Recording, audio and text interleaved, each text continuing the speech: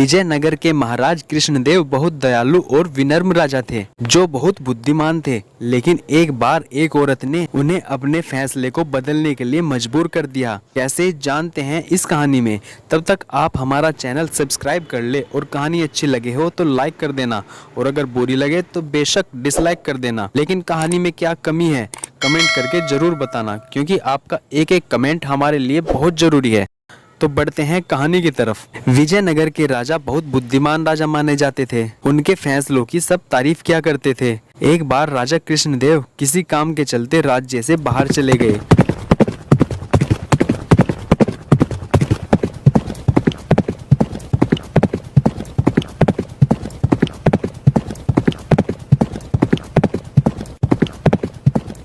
वहाँ उन्हें एक सुनहरे रंग का खिलने वाला फूल दिखा। वो फूल महाराज को इतना पसंद आया कि वो उसे लौटते समय अपने साथ विजयनगर ले आए।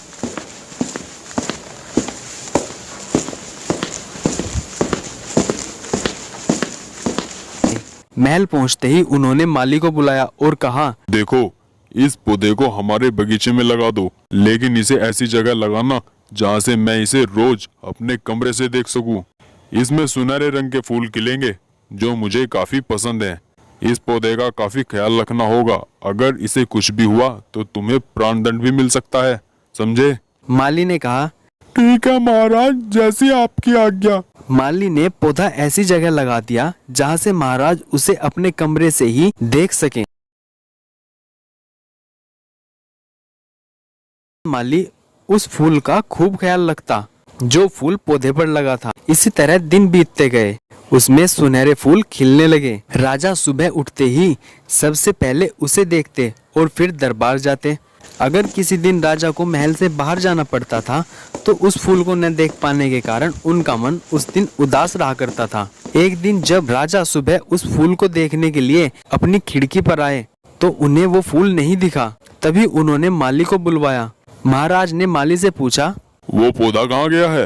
मुझे उसके फूल क्यों नहीं दिख रहे हैं? महाराज, मुझे क्षमा कर दीजिए, उसे कल रात को मेरी बकरी खा गई। इस बात को सुनते ही राजा का गुस्सा 7वें आसमान पर पहुंच गया। उन्होंने कहा, तुमने बहुत बड़ा अपराध किया है माली, हम तुम्हें प्राणदंड देते हैं। आज से 2 दिन बाद तुम्हें मृत्यु दंड दिया जाएगा। तभी वहाँ सैनिक आए और उसे जेल में डाल दिया। माली की पत्नी को जैसे ही इसके बारे में पता चला, वो दरबार में राजा से फरियाद करने पहुंची। गुस्से में महाराज ने उसकी एक बात न सुनी। वो रोते रोते दरबार से चली गई। तभी एक व्यक्ति ने उसे महामंत्री से मिलने की सलाह दी। रोते हुए माली की पत्नी ने महामंत्री को अपने पति को मिली मौत की सजा और उस सुनहरे फूल के बारे में सारी बातें बताई। उसकी सारी बातें सुनकर महामंत्री ने उसे समझा बुझाकर घर भेजा। अगले दिन गुस्से में माली की पत्नी उस सुनहरा फूल खाने वाली बकरी को चौराहे पे ले जाकर डंडे से पीटने लगी। विजयनगर राज्य में पशुओं के साथ इस तरह का व्यवहार करना मना था। इसे क्रूरता माना जाता था। इसलिए कुछ लोगों ने माली की पत्नी की इस हरकत की शिकायत नगर में राजा को कर दी। सारा मामला जानने के बाद राजा ने नगर के सिपाहियों को उस राज दरबार में लाने का आदेश दिया। आदेश पाते ही सिपाही माली की पत्नी को दरबार में लेकर आ गए। महाराज कृष्णराज ने उस औरत से पूछा, तुम जानवर के साथ इतना बुरा सलूक कैसे कर सकती हो? क्या तुम्हें इस पर जरा भी दया नहीं आई? ऐसी बकरी जिसके कारण मेरा पूरा घर उजड़ने वाला है, मैं विधवा होने वाली हूँ और मेरे बच्चे अनाथ होने वाले हैं। उस बकरी के साथ मैं और कैसा व्यवहार करूँ महाराज? राजा कृष्णराज ने कहा, तुम्हारी बात का मतलब मैं समझा नहीं। ये बेजुबान जानवर तुम्हारा घर कैसे उजाड़ सकता है?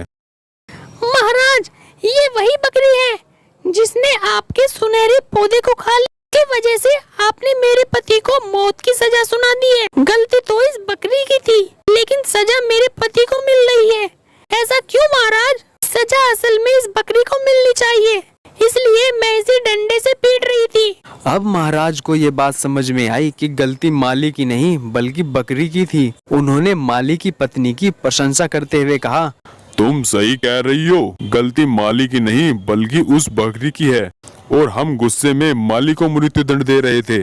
आपने हमें बहुत बड़ा पाप करने से बचा लिया। और राजा ने उसके पति माली को कैद से छोड़ दिया। तो दोस्तों अगर आपको ये कहानी जरा सी भी अच्छी लगती है तो प्लीज वीडियो को लाइक करें, एक कमेंट करके हमें जरूर बताएं कि आपको ये कहानी कैसी लगती है। अगर बहुत बुरी भी लगती है तब भी बताएं, प्लीज हमें सपोर्ट करें।